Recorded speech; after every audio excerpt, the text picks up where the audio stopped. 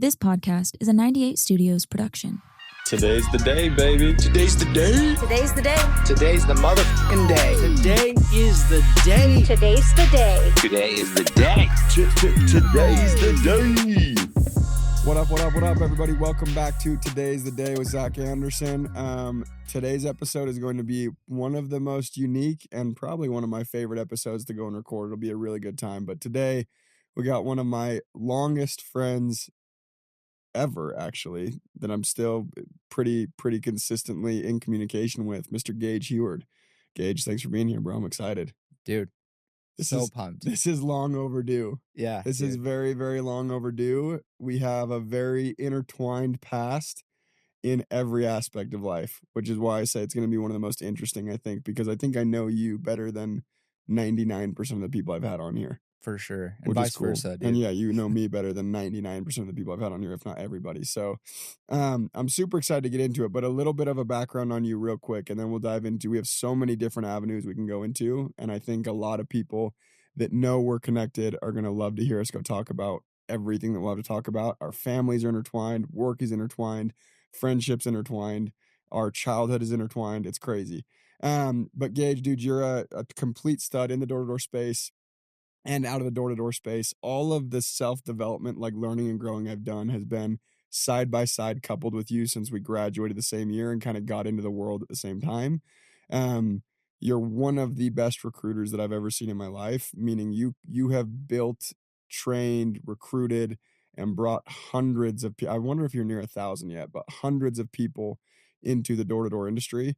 And then as far as just like your discipline and every day, like you're massive example to me, and I'm excited to go kind of break a few things down. But before everything, let's give everyone a really quick rundown of who the hell Gage is, where are you from, what's your story to get to where you're at, and then we're going to go down the Tony Robbins hole, we're going to go down the door-to-door hole, we're going to go down the growing up, we're going to go down every rabbit hole we can go down. But first, let's get like a little glimpse as to who Gage is. Heck yeah. Dude, thanks again for having me. Big fan of Today's the Day and everything you've done. We might even go down the Get the Idea podcast. Yeah, our rabbit original. hole. Yeah. We were going to co-host a podcast together way back, but now you're hosting your podcast.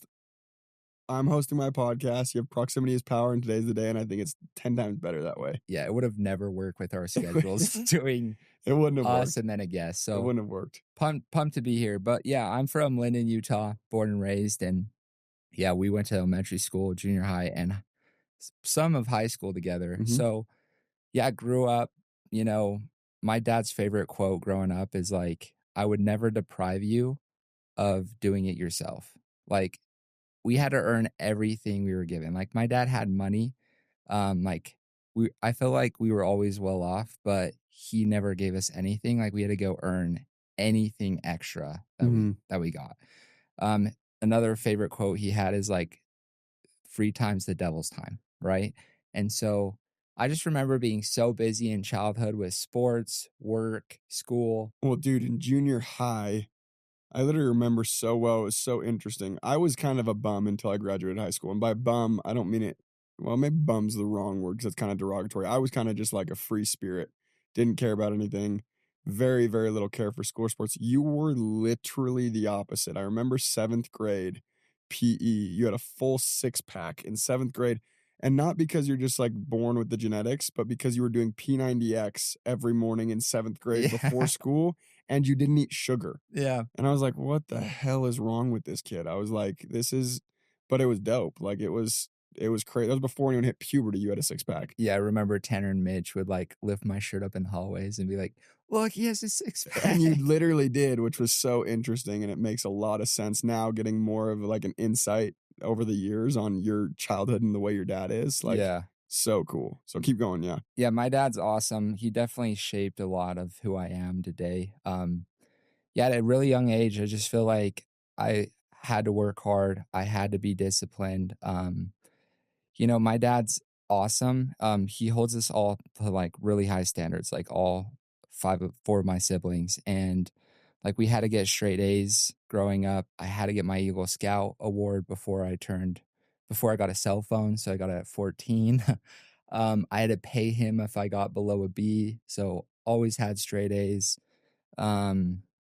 yeah, I always had to work jobs, had to score touchdowns playing football. And so, yeah, growing up, I just knew someday I'd be successful because I'm like, if my dad can be successful, I know I can. Yeah. So, yeah, that's kind of childhood. I love that. And then, so a really, I guess to kind of like jump into kind of where we're gonna go. Part of our whole journey in personal growth started together at our first Tony Robbins event back in 2019, a business mastery event. Since then, we've been to a ton of events together. We're both in platinum together. We go to those events together.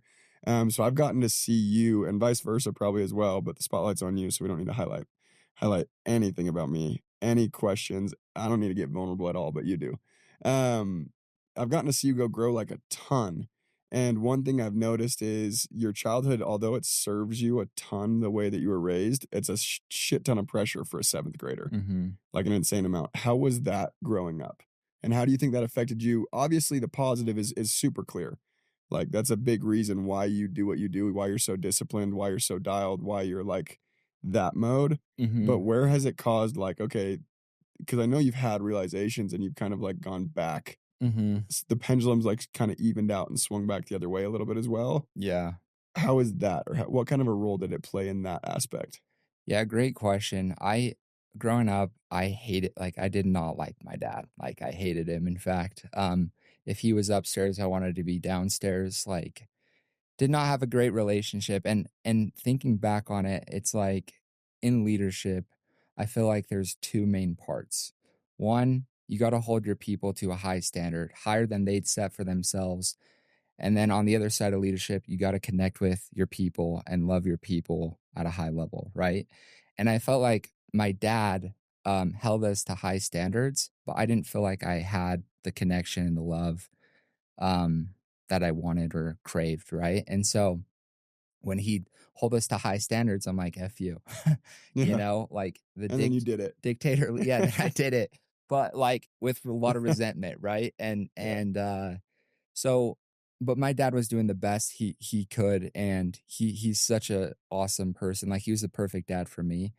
But yeah, I just feel like I really didn't like him through all of it, and I was really excited to move out. I remember calling my grandparents a couple times, telling them I was gonna run away. Like, definitely, Classic. yeah. And after high school, so many people go on a mission right away, and that's what my dad wanted me to do.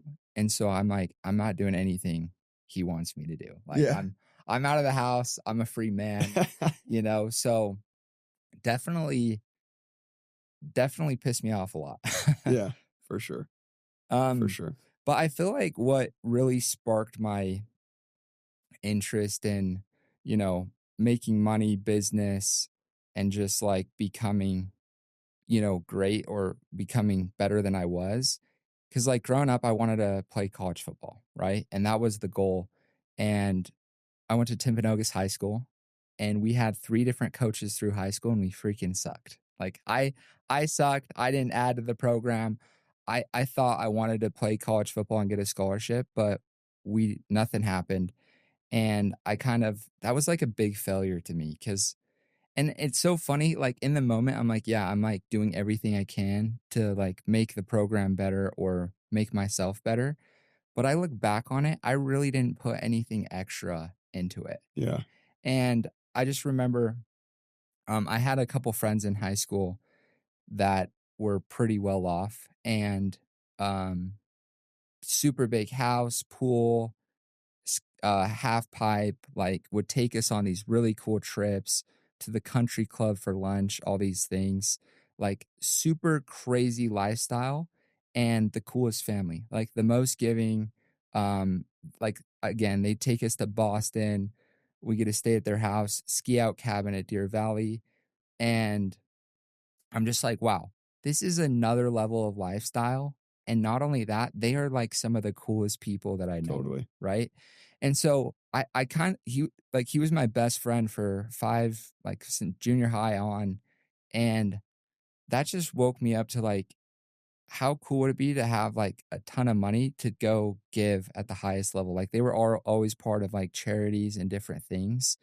And so I just remember thinking, like, once I graduate, I want to go make a ton of money so I can go serve as much as I can. Yeah, how crazy is it? I actually remember that specifically growing up, and, like, that's one thing there's a few things that I take credit for in my life and in, like, what I've accomplished, quote, unquote, but, like, one thing I take no credit for, and I think was just a massive blessing and God knew is exactly what I needed is, dude, I gotta, like, sit front row and watch these people do life in a really, really big way financially and, Mhm. like, with success and all that, but then the right people. Like, these were people where it's like they did it, and then they would also go and like, some of my friends' parents same friend, actually, those parents would, like, sit down and, like, kinda give me life advice too and just chat with me, and I'm, like, this 16-year-old all the way up through high school with different friends as well, For and I sure. talk about them all the time in my stories, like, I was just in the right place at the right time, and I always connected with parents for some reason, and I think it's because I craved, like, mentorship. But dude, it's crazy how eye-opening and, like, the title of your podcast is Proximity is Power, Mhm. and a lot of people think that means, like, oh, the more powerful people you know, the more strings you can pull and more power it's, like, genuinely, at a base level, what that means to me is, you go get around someone who thinks really big and does things really big, it completely opens your eye it's like there's, like a barrier, and it just moves it back a little bit, and it gets Mhm. bigger and bigger and bigger. And I think it's really, really cool to recognize that because I know exactly who you're talking about. Yeah. Amazing family, really, really, just amazing. All my experiences with them, amazing, and I learned a lot even from them. Even though I was only around for a much shorter period of time with Yeah. that friend group, but like Yeah, going it over really on is crazy. yeah, going over on the weekends, like, you just pull up a chair and just listen to him talk for hours about the craziest stories in business and then before business, like, when Yeah, growing up in Boston, yeah, right? And so, that was really cool because it kinda just gave me this new lens on what's possible and, like, a lot of advice, a lotta, like, great stories, lessons in those stories. So, anyway, I was about to graduate high school. I remember, my dad took me to lunch a couple months before I graduated, and he's like, "Gage, senior year of football is over. You didn't get a scholarship. Like, what's your plan after you graduate high school?" And I'm like, "I don't know. Like, I wanna be successful, maybe go to college." Like, I had no idea what I was gonna do, and right? most people don't, Yeah, and most people really don't. true, and it kinda, like, made me nervous, right? And I'm like, "Yeah, I wanna be successful," and he's like, "Well, I'll tell you what, the 2 things that have made me the most successful in life, number 1 are the books I've read, number 2 are the people I've met."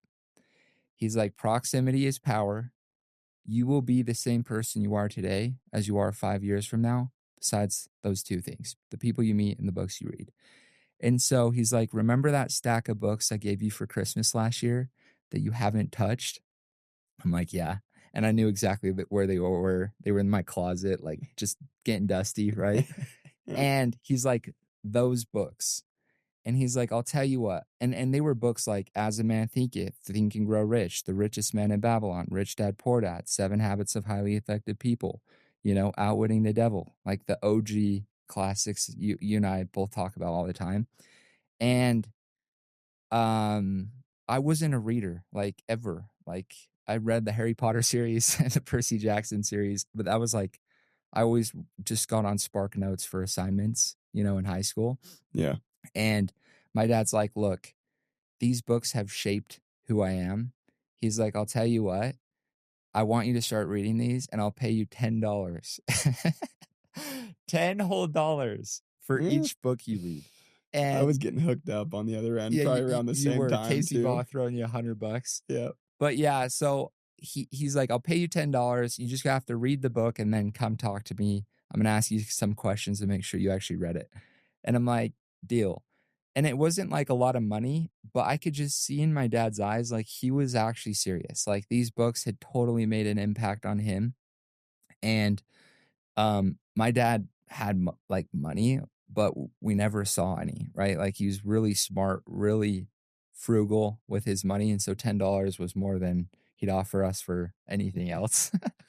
Anyway, so I get back home and I just start knocking out these books, and it's like 4 months till high school's over, and I start reading these books, As a Man Thinketh, Think and Grow Rich, and I just remember reading them, and I'm like, "Holy crap, like, I've viewed the world in such a different light, and I'm just seeing a new picture of the world and like on people and like on money and all these different like things and just opening my mind a little bit. And they were so impactful to me. And that led to in Think and Grow Rich, an assignment Napoleon Hill has you do is he's like, write on a card how much you want to make and by when. And so I'm like, okay, it's December of 2016. I've got a couple months until I graduate. I've never made more than like $2,000 in a year. I worked as a lifeguard in the summers. And I'm like, how cool would it be to have 20 or 30,000, I think it was $20,000 a year from now. No, it was $30,000 by December of 2017. And that was like a mind-blowing amount of money to me, right? Like, Yeah. I had $2,000 each summer. I never had more than like $200 at a time in cash, right? Yeah.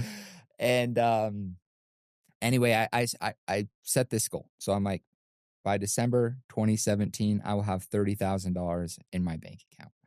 And once you write it down, you're supposed to read it 2 times a day. So I'd read it in the morning and then at night. I'd do affirmations with it. And 3 weeks went by and nothing happened. I'm like, this is BS. Like my life, I have no more money than I had 3 weeks ago. And I feel like an idiot in my closet reading this goal, right? And I don't even know if I've told you this story, but anyway, 3 weeks goes by, nothing happens. And I'm kind of like, well, this is like one of the most popular books. Napoleon Hill knows more than me. I'm just going to keep doing it. Anyway, one weekend, we were trying to hang out with my buddy who had graduated the year before. Yeah, you know him. But we were trying to hang out with him. And he's like, no, dude, I'm working. And we're like, dude, you never want to hang out anymore. Like, come hang out with us, right? He was graduated at this point. So it's kind of, I get it, right? But my friend's like, dude, if I was making as much as he is, I wouldn't want to hang out either. And I'm like, what is he doing? And he's like, I don't know. He's working with his dad. So then I call him up the next day, the friend that didn't want to hang out. And I'm like, dude, what are you doing? Like my friend says, our other friend says you're making a lot of money. Like, what are you doing? He's like, yeah, I work at a call center with my dad and we sell Dish and DirecTV on the phones. And he's like, I've been making pretty good money. He told me how much he made. And he's like, we don't hire people in high school though. And I'm like, dude, give me a meeting with your dad. I want to start working with you guys. And because like, if I hadn't set that goal, like money wasn't even on my radar. But then as soon as I set the goal and made an intention to have 30K, all of a sudden I was like seeing opportunities, right? And so anyway, I start working at that call center. I get done with school and go there for like an hour or two every day after school. And sometimes I make $100 or $300 just closing deals over the phone. And within like 2 months, I become the top salesman at that little call center. And I'm working like part-time, right? And I was like, holy crap, like if I just did this for 12 months, I bet I could have 30K in my bank account. Yeah. And I'm just like, this is crazy. This is crazy, right? And I even like the next semester of high school, I literally try to like plan my day where I only go to school every other day and then I do some online so I can work more hours at the call center. Anyway, it was a little shady because they like most dealers in satellite are either Dish or DirecTV. We were selling Dish and DirecTV. So if they had Dish, we'd switch them to Direct. If they had Direct, we'd switch them to Dish. Kind of shady. Like when the Dish guy would come, we'd have to take down all the DirecTV stuff, right? Shut up, dude. Anyway, That's terrible. The boss pulls me into his office and he's like, dude, you've been killing it. I want you to go sell this door to door this summer. He's like, you make 2 times the commission because I'm not paying for your leads. And you can actually train and manage a team and actually get paid overrides when they get deals. You should 1000% go to Kansas City this summer and sell DirecTV door to door. And I'm like, bet. And he's like, you could probably make 20 to 40K in a summer doing that. And I'm like, I'm all in, right? And then my cousin calls me out of the blue and he's like, dude, your dad was telling me that you're selling door to door this summer. And he's like, you should come sell pest control. And he had just finished a summer, selling with Aptiv. He had just gone back from his mission. He's like, I made 44K. I'm leading a team this next summer. You should come out. I think you kill it. And I go to my dad. I'm like, Dad, I have like 2 offers to sell door to door this summer. Do you think that's something I should do? Right. And my dad's like, well, I don't know if you know this, but me and your mom actually sold pest control for 3 summers when we were in college.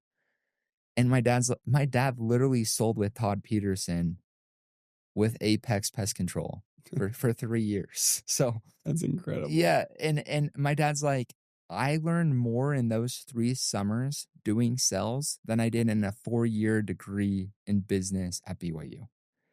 He's like, in my best summer, I made 60 grand, which 60 grand even today is pretty dang good, right? Yeah, back then it's like 150 grand. Exactly, in the 90s. And so he's like, we were able to buy a triplex. We were able to pay for school without any debt. Like we lived comfortably. We bought our first house. He's like, there's 2 reasons why you should 1000% go do that as a job. Number 1 is the money. He's like, once you graduate high school, the first step you need to take is instead of doing hourly jobs like lifeguarding or anything else, you need to get paid a commission job or get paid based on your results. Because in an hourly job, you're capped on how much you make by how many hours you work. In a sales job, you don't get paid per hour. You get paid what you put in the hour. And the more effort you put in, the more you get paid. And I always hated as a lifeguard, I got paid the same as the worst kid there that just clocked in. Yeah. Like, it pissed me off. Yeah. And so I'm like, wow, I could really just like, if I really want to push myself and do better, I will make more. Yeah. And so that was like kind of like sparked, right? And he's like, the top guys in summer sales are making hundreds of thousands, if not millions in a summer. The worst guys are still making way more than lifeguards. Yeah. So like either way, you're gonna win. And so he's like, the money's one thing. And my dad's in finance too. He's like, if you can make a ton of money in your late teens, early 20s and invest most of that, you'll be able to retire faster than all your friends. And I'm like picturing my friend in high school's like lifestyle, right? Like the house, the cars, the pool house, Yeah. And so that was one. The second reason is the skill set. He's like, the most valuable skill in life is sales. And there's not a better place to learn how to sell than door to door, where you're talking to 60 people a day that you don't know, that don't know you, that didn't invite you to their house. Yeah. And you have to convince them to like you and buy from you like that. Yeah. Right before the door gets slammed in your face. Yeah. It's so true. He's like, I don't care if you want to be a business owner. I don't care if you want to be a doctor, a lawyer, an accountant. That skill set is needed. It will make you better in any field you go into, period. 100%. And you know that, right? And so he's like, and it was funny because I was reading Rich Dad, Poor Dad, I remember at the time. And his rich dad's advice to him, he's like, once you graduate high school, don't immediately go start a business. Don't immediately go invest in real estate. Go master the skill of sales. And he has him go work at Xerox, not until he makes a lot of money, until he's the number 1 rep in the company. That's his advice. And he ends up working there. Robert Kiyosaki works there for like 3 or 4 years, I think, before he became the number 1 rep. Yeah. And so I'm like, holy crap. He's like, yeah, like sales will make you better because all sales is just people skills, communication skills. And in any field that you go into, you're going to be dealing with humans. And if you can make good first impressions, you can be likable, you can learn how to connect with people, you're going to like just succeed past everybody else. And so I'm like, all right, like I'll go out and do this summer sales thing. Like you sold me, Dad, right? And it's so funny because I'm like putting all these things together, and I always didn't understand why it was so hard to tell my dad no growing up. My dad's a damn good salesman.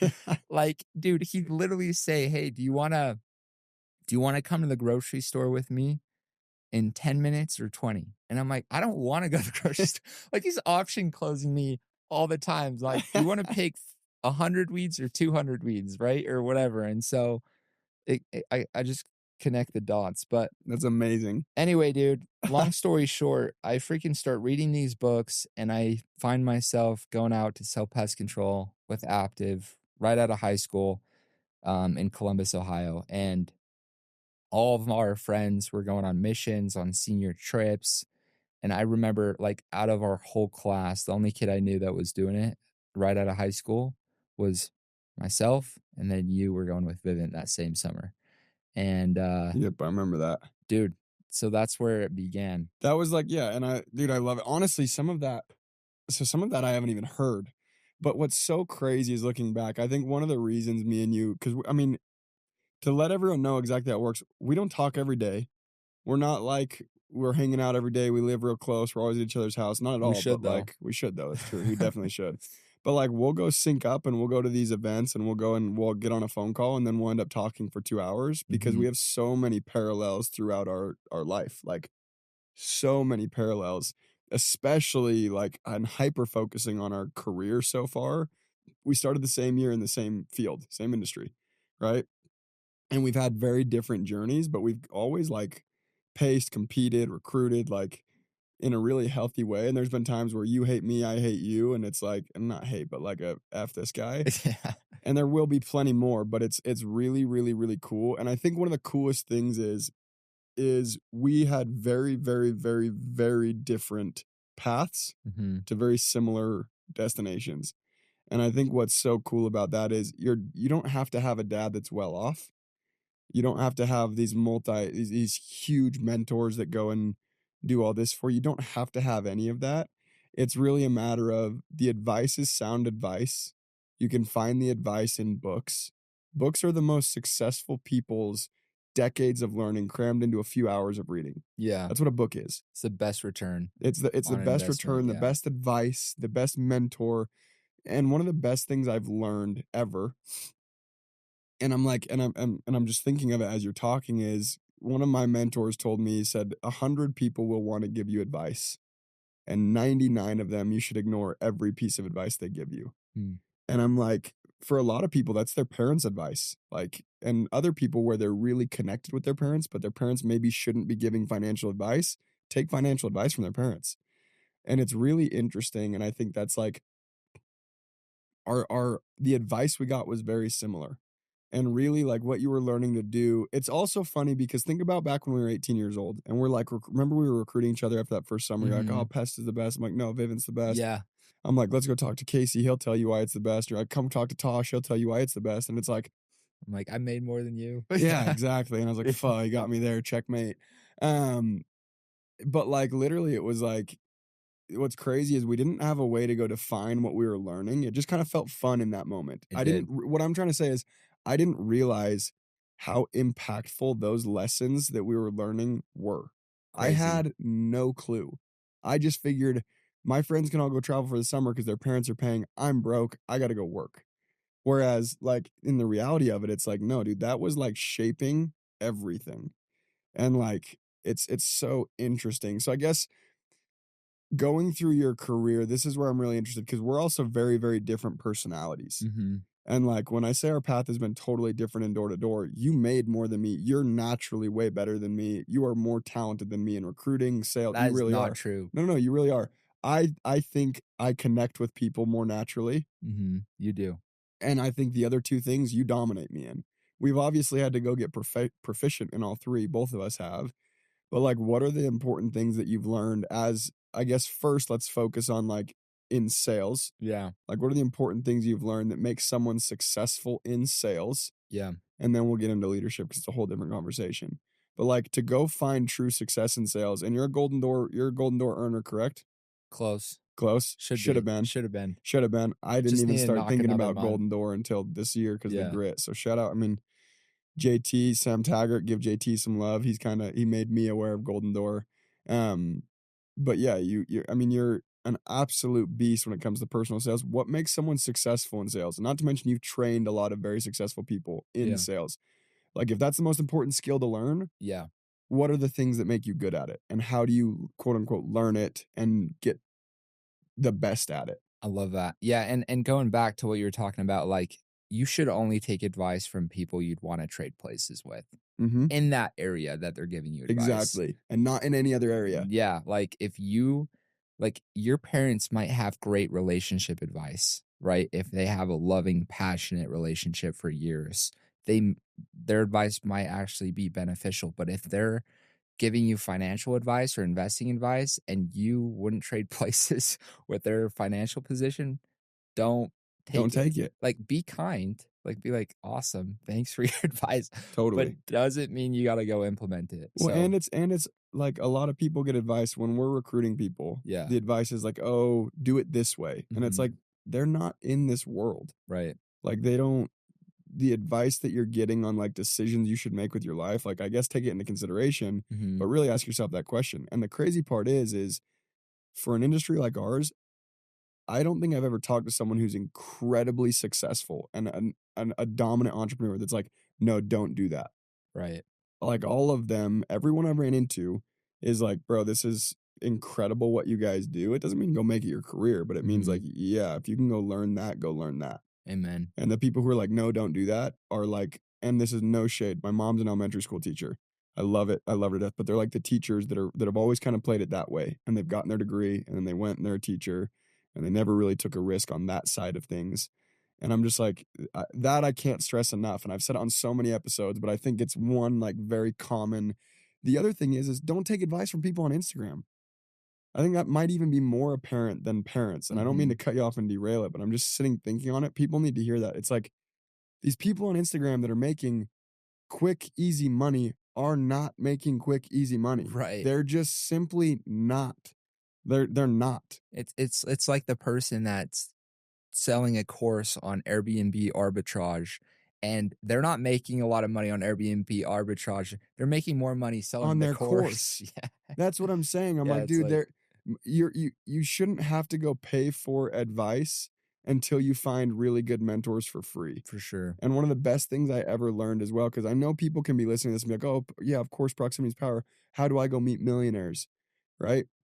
First and foremost, proximity can be in books as well. That's the most important thing I can say. That's $10 from Yeah. Barnes & Noble. Any book. Go get a freaking book. You're hanging out with someone more wealthy than anyone I know, right? And the second thing that I learned is you're usually one person away or two people away from someone who's really successful, whether it's a church leader, whether it's a school teacher Mhm. that's a retired entrepreneur, whether it's a professor, whatever. And any of these people who are truly successful, Casey Bott told me right when I started interviewing people when I was 18, he said, anyone who's truly successful Mhm. will make time for you to interview them. Yeah. You might need to try 15 times, Mhm. but they'll never get bothered. They'll never be annoyed that you're texting them, and they will absolutely make time. And if they won't make time or they act too big for you or too cool, they're probably not as successful as you think. It's true, because like successful people admire the hustle. They respect like you reaching out to them to like try to get ahead faster and learn from them, right? And 100%. and I agree 1000%. Like proximity is 1000% power, and everyone just needs to start where they are. Like do the best you can where you are with what you have. And it's like whether it's in your ward, like you said, or like a friend of a friend or a friend's dad, right? Like I had my own dad too, right? And so, and you can either get proximity in person or virtually, like Yep. podcasts, books, YouTube University. Like there's just infinite ways. Like Casey says, if you're not successful in 2025, you're lazy or ignorant, like one or the other. Which is so true because It's you have so everything at your true. fingertips. Like- now you have AI. Yeah, like AI is literally this year, 2025, will become smarter than the smartest human being on planet like Earth. combined, yeah. And you can just pay $9.99 a month and ask it anything you want. Amen. You got Google. Like there's literally It's crazy. no reason you're not successful. And it's like, yeah, I 1000% agree. And I also think like proximity is power or it's poison. Like if like every single interaction with any person You know, it is would be nudging dope. you one way or the other. Yeah. What? I've never heard that. Proximity is power or poison. You should do a series on your podcast where it's your same thing and then it says Poison "or people. poison," and you just interview the poison people. You don't tell them that that's what the segment is. We're doing the poison episode today, Mark. You just bring in people that go give the most I love atrocious that. advice ever. I love that. Or they're just like the worst energy ever. And you just interview them and you're like, this is exact. And you don't say a word, but then you said, this is exactly why you don't hang around these people. Dude, that'd be And then they get asked. That'd be really fun. Anyway, sorry, keep going. No, I agree though. And I think everyone's life is either an example or a warning. And so you really can learn from everybody. But I think like you really got to be careful of who your 5 closest friends are, whose advice you take and whose you don't, like, because even listening to a bad rap song is nudging you one way or the other. Like, I'm like way more conscious. I'm kind of getting hippie mode, but like, I'm really careful with what I listen to and like who I spend my time with, like more than ever before. And I heard something on my podcast the other day, like you should spend 33% of your time with people doing better than you that you look up to, that inspire you, that could help you get to the next level faster.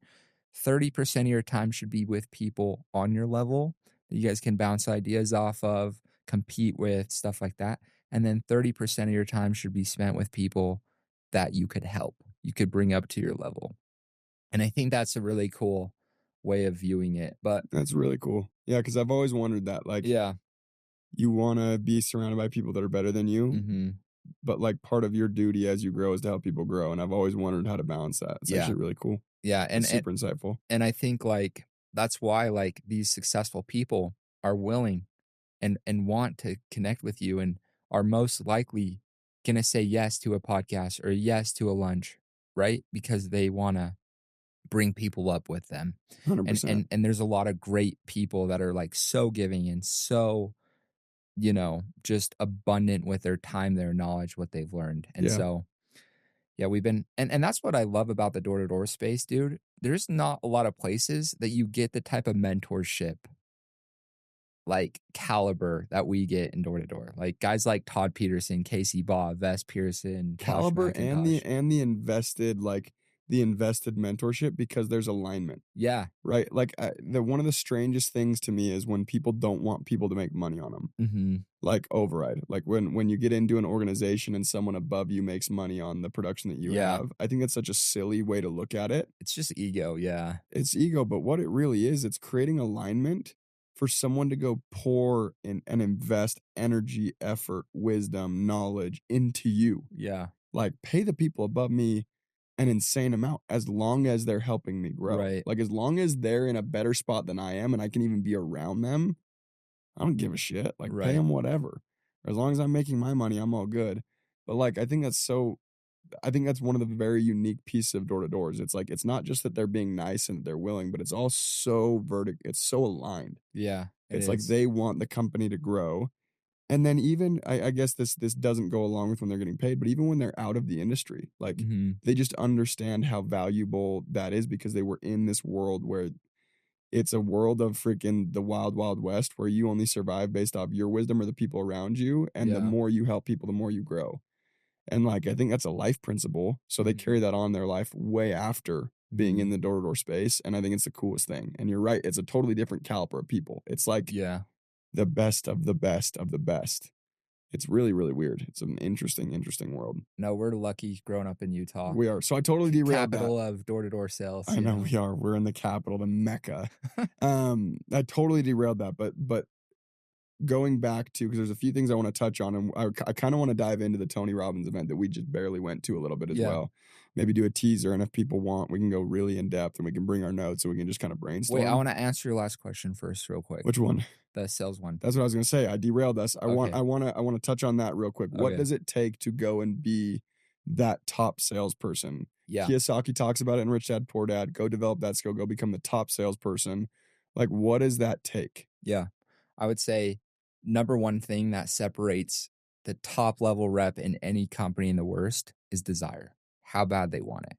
If you don't want it bad, you're not going to get it. right? And so, like, I love the Eric Thomas video of like, you got to want success more than you want to breathe, right? Like, he's holding the guy under the ocean. He's like, what did you want in that moment? He's like, all I wanted was air. He's like, once you want success like you wanted to breathe in that moment, that's when you'll be successful. Mm. And so desire is the number one thing. Like, Isn't it so funny that the corniest shit is like the most true? it's true. And everyone hears that and Yeah. like they know that, but they don't understand it. Yeah. Like, I think I heard that all through high school. I'm like, yeah, dude, I want success as bad as I want to breathe. Are you kidding me, bro? I wouldn't even get out of bed before 9. Right. If something interfered with like a social gathering, it was like, oh, I'll do that one tomorrow. I'm gonna go to a social gathering. It's like, so true. so people hear these really cliche things, and I wish they weren't so cliche. I wish there was novelty to them, but there's not, because they've been around forever and they're so simple one-liners. But those things, as you gain a really deep understanding of it, are actually always the most impactful. Does that make sense? Yeah, no, for sure. It's like some people think they want to be successful, want a nice car, want a bigger house, but they really don't when you look at their actions. Like they wish that, but they don't want it, and they're not acting today to get that, right? And so it's like one of my favorite things to ask people is like, the difference between the wealthy and the poor is how they spend their free time. Like, what you do in your free time and how much free time are you allowing yourself, first of all, and what you're doing with your free time will tell me how bad you want success. Like, most people spend all their free time just on entertainment. You know, they're watching Netflix, they're swiping TikTok, they're swiping Tinder, whatever. Yeah. They're chilling with their homies, right? They're watching the NFL games, they're watching the NBA games, they're doing all that stuff. And that's all great. I'm not saying you shouldn't enjoy yourself and entertain yourself, but you should at least have 50% of your free time be entertainment. I mean, education. The 2 E's, entertainment, education. 50% of your free time at least should be on education, whether that's books, podcasts, documentaries, interviews with successful people on YouTube, because that's how you're going to level up faster. 1000%. So just So wanted to hunger touch on number that. 1. Yeah. Like, people say they want it, but show me what your day looks like, and I'll tell you if you actually do or not. Right. So desire's number 1. From there, every summer, I have 3 rules on my team. And the better guys follow these 3 rules to a T, the better they do, period. Number 1, work hard.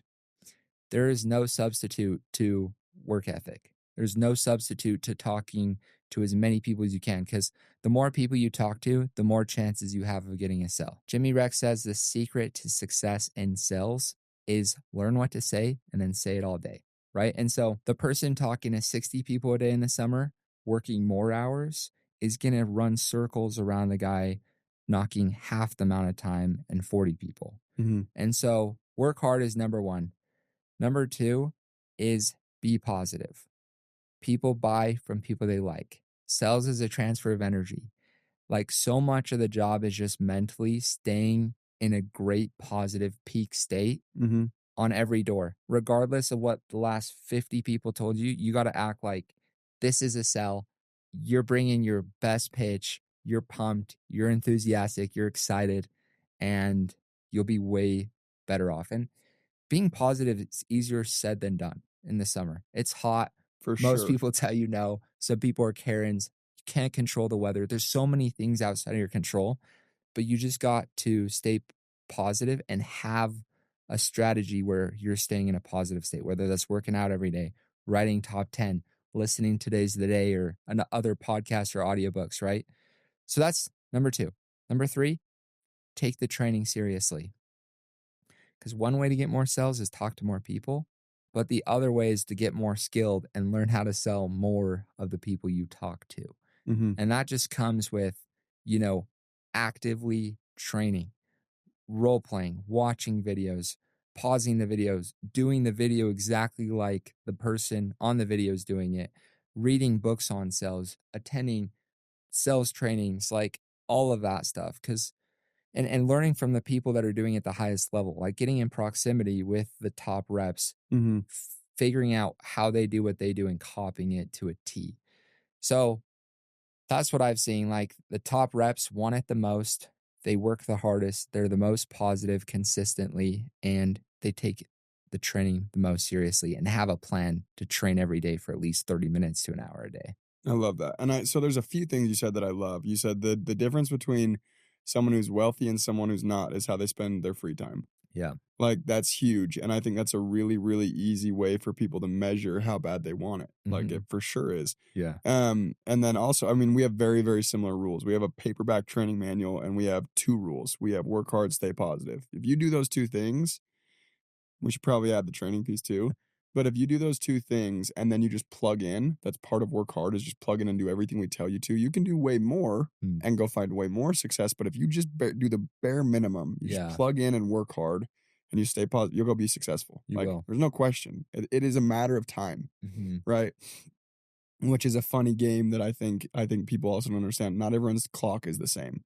Some people will take longer than other people. Yeah. Or they'll take more effort. At first, yeah. And then once everyone's at this base level, the then it's a thing. work ethic game. It is. And a training. Yep. And training. Amen. And desire. You're a better trainer than I am, so that's probably why that's one of your rules. I'll work on that. But dude, I love that. I think that's a phenomenal answer. And I think that's for anyone in door-to-door, go back and just replay, or any position where you're in a competitive environment and you're trying to go be number one, go back and just play through that and then go rate yourself in those areas. Are you as hungry as everybody else?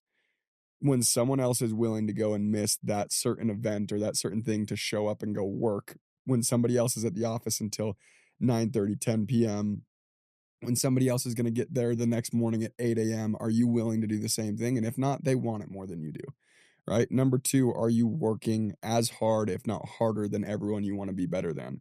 And in my experience, I have to work a lot harder than the people I want to be better than, because naturally I wasn't the one that was like blessed at this stuff, right? It would have been great if I was, but I'm grateful that I had to have insane work ethic to even get to the same level as everyone else.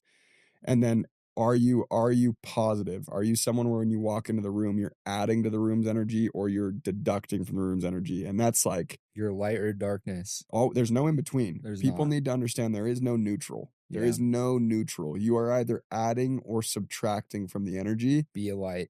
And be a light. Go be an addition. When you walk into a room, go add to the energy.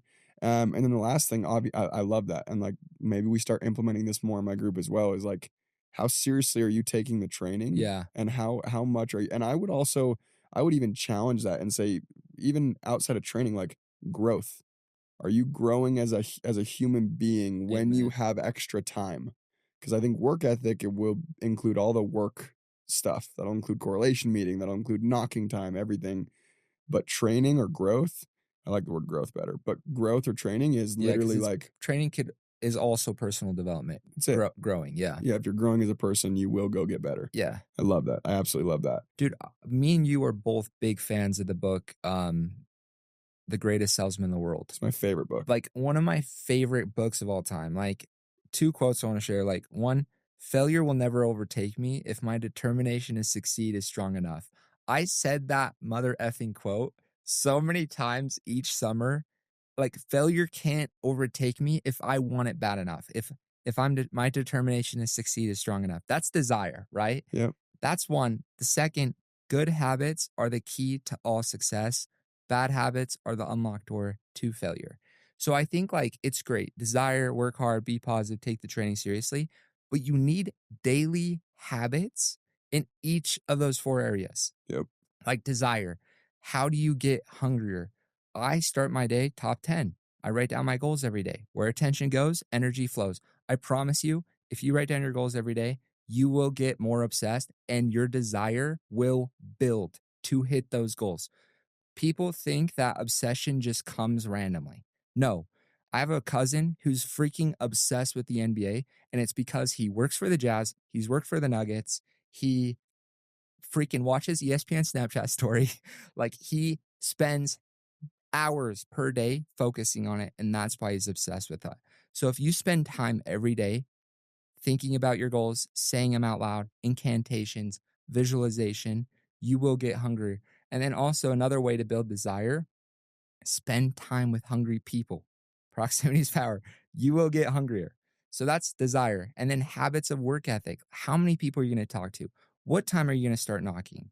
How long are you going to knock for? Every day. right? Mhm. And then be positive. What are you going to do every day to stay in a positive state? Mhm. During work hours, off work hours?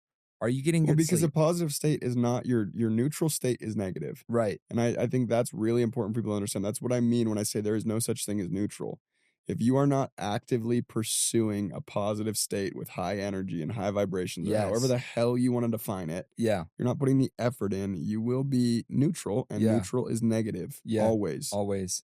So yeah, like for me, like and be positive. Every top rep has different things that help them stay in a good state during the summer. But for me, it's like write down my goals every day, do priming. Tony You want to know Robbins something priming. dope I just learned? What? This is the sickest way to go and like change your state. So there's this AI called Studio 11. Colton actually taught me about it after Okay. Tony Robbins. Yeah. You record a 30-second voice snippet of yourself. Uh-huh. It will program like an AI voice of you, and then you can plug any text into it and it'll let you download that audio. So I've plugged the scrolls in, my top 10 in, my incantations, my I am statements, and then I just play them in my headphones. What is it called? It's called Studio 11, That's and it's dope. my voice. So you play it and you hear yourself My saying voice it. reading these things. I love Now, that. obviously, I've got the podcast, and I've already done that kind of on the podcast, Yeah. but it's like, it's dope because I can put anything in there. I can go love change that. my top 10. It's playing in my own voice, in my headphones. It's crazy. It's dope. It's really interesting, actually. Dude, this is random, but I was watching, my wife wanted to start the Severance series. Anyway, it's a new series on Apple. And this lady made a mistake at her job. So she got sent to the break room, which is like the punishment room. For her punishment, she had to read a paragraph 1,000 times that she was sorry, and they had AI detecting if she meant it or not. They literally were brainwashing her by having her repeat this paragraph Yes. 1,000 times. Like, this stuff works. Like, Yeah. it actually shapes you. So I love that because, like, yeah, saying your goals every day, reading them out loud, writing them down, huge. And then the last thing, what's your plan every day to go train? Like, how much time are you spending on education, like we talked about? Like, are you listening to books or music in the car? Podcasts? Are you going to seminars? Are you attending your sales trainings? Are you taking people that have succeeded at the highest level to lunch and learning from them? Yeah. So I think the habits really matter because, like, if you're not, like, how to change your life, start doing something every day differently than you were. And that's how you change your life. And you know what I found too, because it's like a very common trait that it's hard to get in the habit of reading, or it's hard to get in the habit of, then go spend some money on it, especially if you're broke. True. Especially if you're broke. If you're trying to go develop the habit of like learning and being a lifetime learner, Go put skin in the go game. pay for a freaking seminar you can't afford. Yeah. Just saying. We did. Yeah, I did. You We didn't. still are this year. Yeah, we are this year Cow. too. But no, I literally mean it. Like you go, I mean, you go spend more money than you feel comfortable spending to learn, and you will lock in. Like ADD, ADHD, I do not care. You will lock in. You will. Like and that's why when people are like, oh, like, I want to read, do you have that book? I used to give out books. I used to go buy them and give them out. And now I'm like, no, go buy it. Because Yeah. if you spend $40, if you got $200 in your bank account and you spend $40 on a book and you don't read it, I don't even know how to help you. Yeah.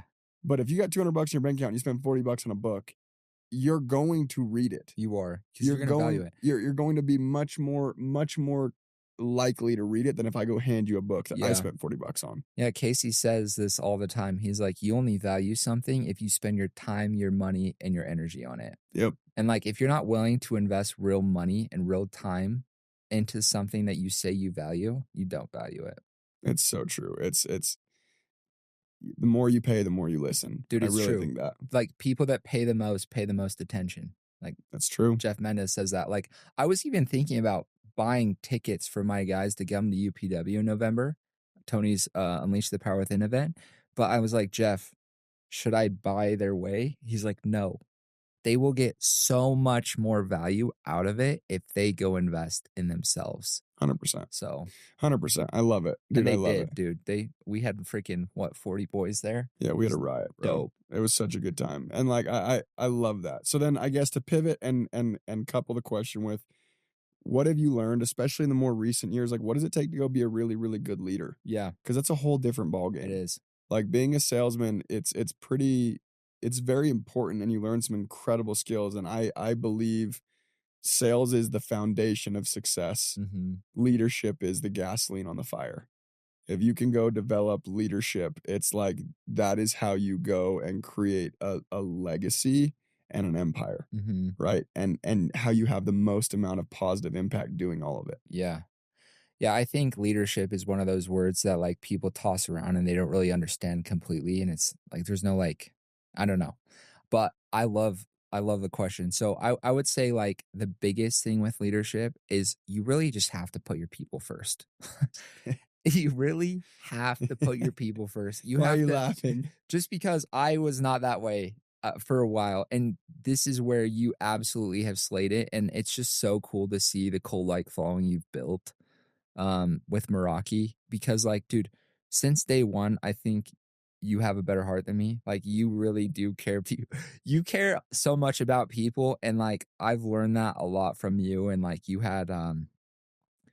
always tried to put your people first, and and you have so many guys that have been with you since day one because you've done that at a high level, even when it didn't make sense for you to do, even when it hurt, like it didn't benefit you, you still did that. And so that's the number one thing I've learned on leadership. Like you really do need to put your people first. And it sounds cliche and it sounds simple. It's way easier said than done. Way easier. But put your people first. That's number one. And like what I transitioned out of active, and it was solely because I didn't think it was the best place for my guys anymore. Mm-hmm. And so, and I just remember Tosh, who was my regional, telling me like what made him switch from his satellite company he was at to active was he didn't think it was the best place for his people anymore. And so I'm like, okay, I don't think this is the best place. I'm going to go leave, and I'm not going to recruit anyone until I actually think it is, right? So that's number one. Put your people first. Second, you need to be the example. You can't ask your people to do anything you're not willing to do or have done in the past. So like so many reps like want their people to, you know, do different things that they've never even done themselves, and I see it all the time. So like be the example. Like if you want your reps to do certain things, to have certain habits, work certain hours, like you need to go do it first and pave the way for them. Yeah. So that's two. And then last, I'd say I heard this at Door to Door Con. Shout out Sam Taggart for that. But leadership is two things: holding high standards, like I talked about earlier, and then high connection. Like you need to hold high standards for yourself and your people, Mm-hmm. and you need to connect with them at the highest level. I just listened to a podcast with Nick Saban. It was probably the best hour of leadership I've ever heard. I'll send it to you. You can link please. it. But it was seriously so good. Like Nick Saban says, the number one coaching mistake he sees in the NCAA. And Nick Saban, if you guys don't know, he was a head coach for Alabama, won more national titles than any other team ever. And he says like the number one thing he sees coaches make the mistake of is they don't spend enough time individually with the people they lead. Like you really need to go develop intimate personal relationships with the people you lead, because if you have a high standard but no connection, you're the dictator leader. If you have high connection and no standard, you're the buddy buddy leader, where you're too scared to like, you know, tell your friend to step up because you don't want to hurt that relationship. But the best leaders, and the ones that I've looked up to, the ones I'm sure you've looked up to, have a high standard and have high love for you. And so you respect them and you actually listen to them. Yeah. I think about like Casey Baugh after your first summer. Like I think about this story a lot that you told me, like, dude, after your first summer, Casey meets with you and he's like, dude, so how'd you do? And you're like, I sold 20 whatever Yeah, accounts. 26. He's like, that's not good. Yeah. He's did. like, dude, what are you doing? And you're like, and he's like, so what's your goal this next year? And you're like, I want to go hit manager. So I want to do like 45 or 60 accounts. He's like, no, you need to go freaking ham. You got the golden ticket opportunity in front of you. You need to go maximize it. Like, you need to make 100K this year. And you're like, well, freak, I barely made 12 grand. Yeah. Right. And that just totally shaped you. Yeah, Right. it totally Like, did. So And it didn't benefit him. And that's where it was the tough conversation. Yeah. You know, he could have just been like, Zach, I love you, man. This might not be a good fit for you. Yeah. Door to door. Right. But no, dude, he's like, he raised the standard. Yeah. And because he had a relationship with you and high love, you weren't like F you when he had that hard conversation. Oh, for sure not. It just completely Yeah. changed the way I look at things and changed the way I acted, for sure. Yeah. I think one really important thing for leaders listening that you said is high love and trust and connection, Mm-hmm. and then high standards. And like, there's a little asterisk with high standards, which means, yeah, hold your people to high standards, but go have higher standards for yourself. Amen. I almost believe you can't expect even 70% of what you're willing to do out of your Yeah. people. Like, you might want to expect 100%, and some people expect 150%. So they Yeah. expect, hey, I'm going to work 20 hours, but I want you to work 25 hours. That's never going to happen. Right. What's really going to happen is you can go work 30 hours and they might work 20. It's true. And I genuinely believe that's the fair way. That's the right way. And like, some people are going to go blow you away, but as a really, really easy rule of thumb, it's like, I see way too many people, and it's one of my like biggest fears, is getting to a certain point that feels like you're there, right? Because every time I get to a certain point, I think that's where there is in my career. Manager, junior regional, director. I think that's where there is. And then you get there, and that's definitely not there. It's never there. You never make it. But Yeah. some people, and like my fear is, and what I hope I never ever do, is they get to where they think there is or whatever, and then they just stop growing. Yeah. And like, one thing that I've taken away from Casey Ball more than anyone, and I Yeah. love Casey, I love all my mentors, but I love Casey, I talk about him all the time. He is a lifetime learner. Mm-hmm. He's a massive reason why I pay the money I pay to go do the things I do, to go learn and grow, and why I keep these habits that seem mundane. And I'm like, it's not going to help me. This is my ignorant thought. It's not going to help me to go read Think and Grow Rich for the third time, fourth time. It's not going to help me. I already freaking get it. Then I go read it and I get a lot out of it. Right. Every freaking time. But the whole reason I read it is because I know Casey would. Mm-hmm. And I know Casey is. Yeah. And he's still, I mean, the dude runs a fund that raises hundreds of millions a year, more than that. Mhm. And he's crushing, and they've deployed, I think, around $1 billion. I don't know. I don't want to get any of those numbers wrong. I don't know. Yeah. But he's crushing. He's personally worth multiple hundreds of millions. Yeah. And the dude is going back to Harvard to learn more about business and paying for the course to go learn, going to these events and paying this money and this time, this energy to go, Yeah.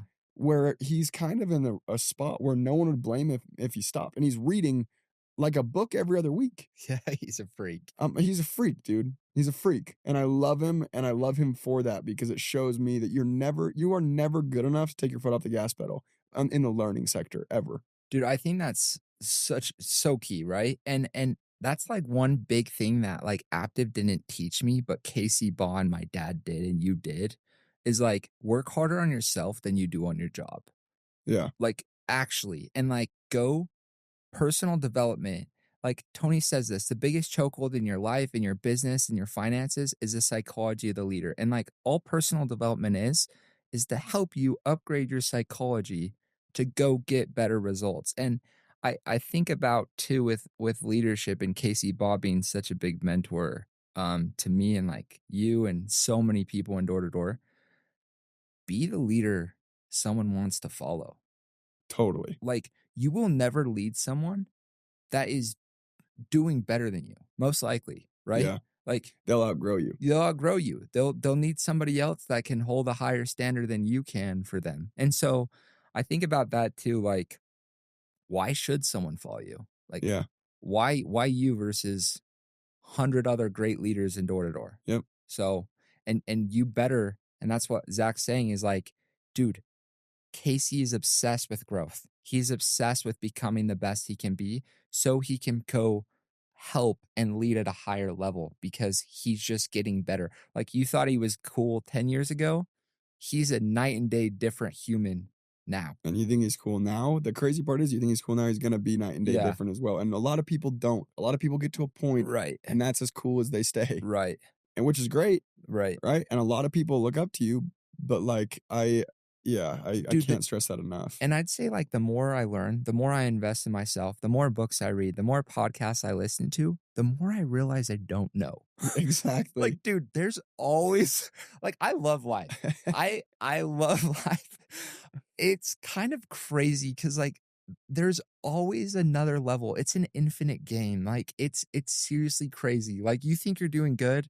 You go to a Tony Robbins event, you sit next to some dude making $5 million a year from a plastic surgery clinics in Atlanta. You're like, fuck me. Yeah, it's so well, dude, it's You so true. know? And then but then you also realize, and like this will segue us into the last thing I really want to hit on, and we probably just need to sit down and record a legit episode on, Yeah. on our Tony Robbins experience.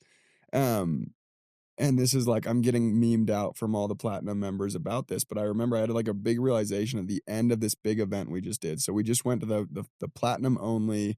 So you got to pay the membership fee to be in this thing. Then you pay the extra 15 grand to go on this trip or whatever it is. And you get to go. And it's a very intimate in comparison to other events group.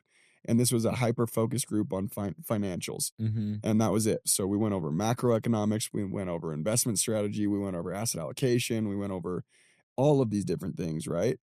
And honestly, the first couple days, and I know this is by design from Tony, but it's like he brings in these people who go over macroeconomics that basically tell you the world is bent over. Like we're Right. screwed.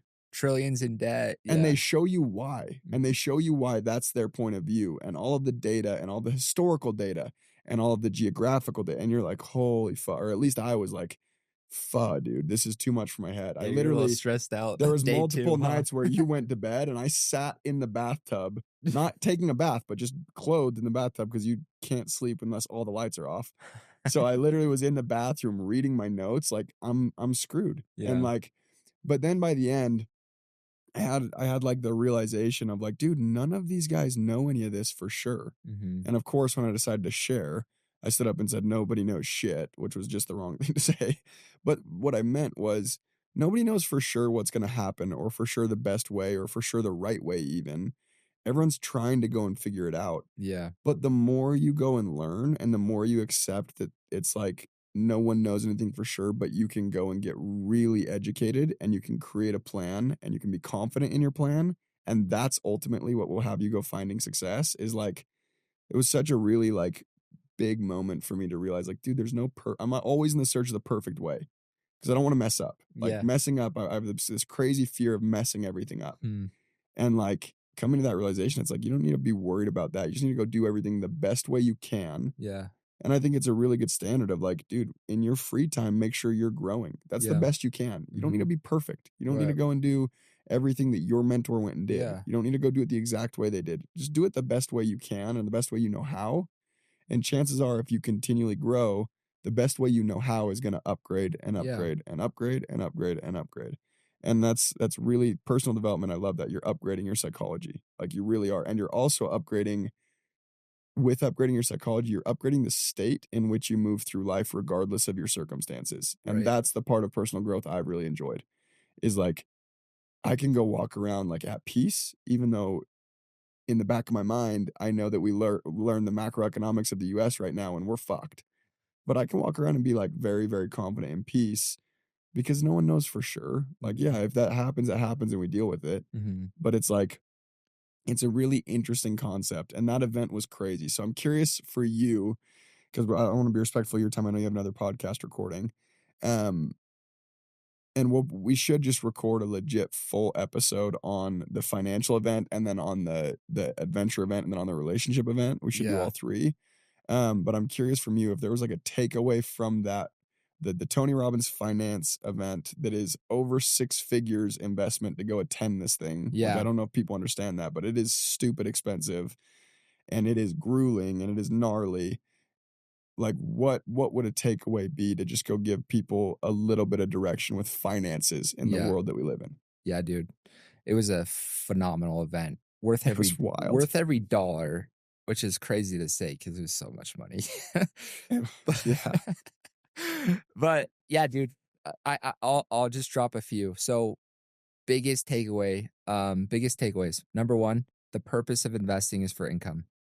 Like number 1, cash flow Why? is king. Why? Because every single asset class will drop 50 to 70% in your lifetime. do not get married to one asset class that you invest in, and invest for cash flow, because literally every asset can go up and down in value. And along with that, when he said the purpose of investing is cash flow, or is income. Yeah. The way that I viewed that is the point of investing is to buy your freedom. Mm-hmm. That's the whole point. Yeah. Like, and don't get it confused. The point of investing is to buy your freedom, whether that's freedom from work or freedom to be able to buy, do, spend whatever you want to spend. That's the true purpose of investing. Mm-hmm. With that being said as well, like you said, every asset class is going to go take a massive hit in your lifetime, 50 to 70%, which is like, that's scary. Yeah. That's the safe ones. That's real estate. That's everything. Crypto. Yeah. Right? That's Stocks, everything. Yeah. Crypto, definitely. Stocks, that's everything. And it's like, but if you can remember, okay, the whole point of this is to go buy my freedom, Mm-hmm. and there's a smart way to do this, and you can do it in a way that'll protect you against that. That was a massive relief to me. So I love that. The point of investing is income, because I've never viewed it that way. Uh-huh. I always thought the point of investing was to become a multi-hundred millionaire, which I get that, but really at the end of the day, the whole point of being a multi-hundred millionaire is so that your passive income Can funds pay a for your lifestyle life. that you want to live. Yes. Right? Yeah. So I love that. I absolutely love that. So yeah, that was huge. And then second, like Ray Dalio talks about in The Holy Grail of Investing, Tony's new book, he says, in your portfolio, you need 8 to 12 uncorrelated investments, because if you have 8 to 12 uncorrelated investments, you reduce your risk by 80% and improve your upside. So which was really confusing to me at first.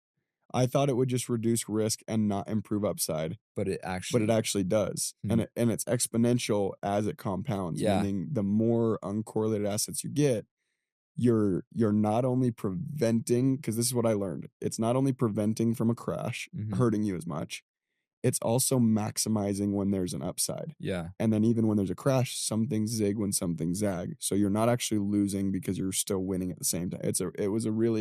That was crazy to me. Yeah. That was really crazy to me. Yeah. Like Alex Hormozy says all the time, like, you only need to get rich once if you diversify. So like, I think diversification was like the big thing that I needed to go implement, because me and you were looking at our portfolios and they're so small compared to some of these guys in the room, right? But we're doing pretty good for how old we are, though. We're doing great. But there were some people that said up there like minimum investment $5 million. I'm like, perfect, bro. I'll see Count you me out. Yeah, I'll see you in 20 years, bro. But yeah, dude, I just realized like I need to diversify outside of real estate. Like that's huge. And I also, last thing I'll say is, like Tony Robbins says, when analyzing any investment, just ask yourself these 4 questions. Number 1, how do I lose money on this investment?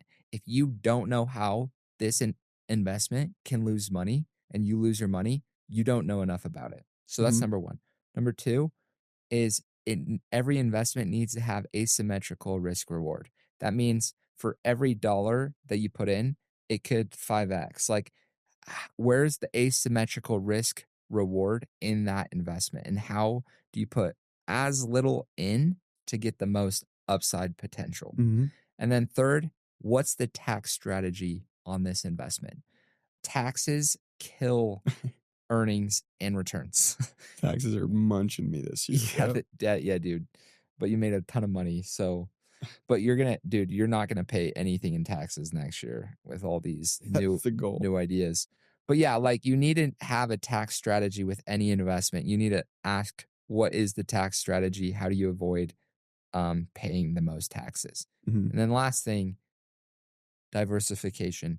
Does this investment align? Is it correlated to what I already have? Is it going to diversify my portfolio, or should I not say yes to it because I already have too much of this thing, is how I understood it. Yep, 100%. So I think just having those 4 questions, like, how do I lose money?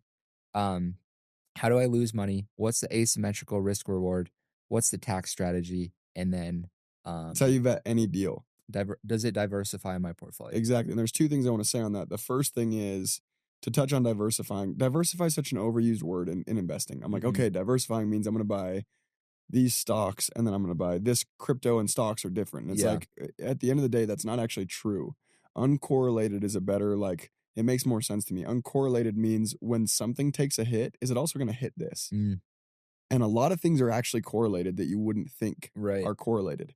So the more uncorrelated you can get, the more all over the map you can get, the better. And I love that. Like that helped me a ton because when I went and looked at, and it also gave me a lot of confidence that I thought I've been just shooting from the hip, doing all these private equity deals.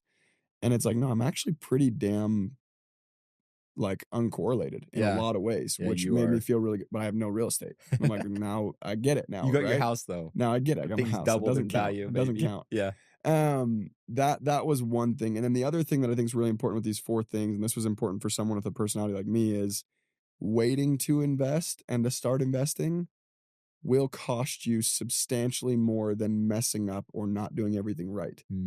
There was a quote, and I wish I had my notes with me, but there was a quote where it's basically like, the guy who waits to have a full understanding of the investment and figure it out and have it be perfect will lose more than the guy who says yes to everything.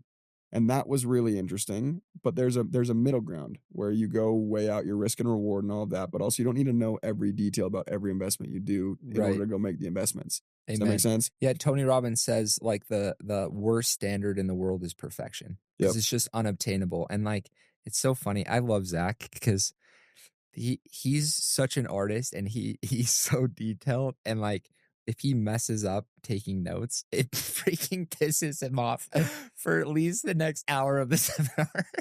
It does. And it's like, Zack, it doesn't need to be perfect.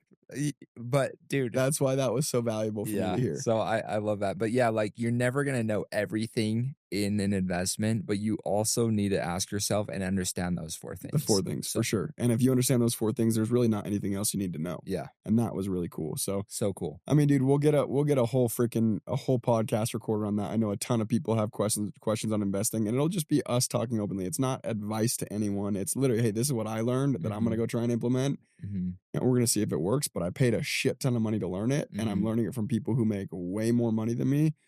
And in my life, that's worked. Taking advice from people in areas where they are thriving, that I'm not thriving as much as them, has been how I go learn everything. So we'll get a whole episode recorded. But Gage, dude, we've already been going well over an hour. We could ramble forever. I'll be respectful of your time in the studio and everybody's. But again, thank you so much, homie. Freaking love having you on. I think it's the perfect time to have you on. Perfect information. It was awesome. So thank you, my boy, and I love you. Love you too, bro. This has been fun. It's been a blast. And then everybody tuning in, thank you guys. And as always, much love. Until next time.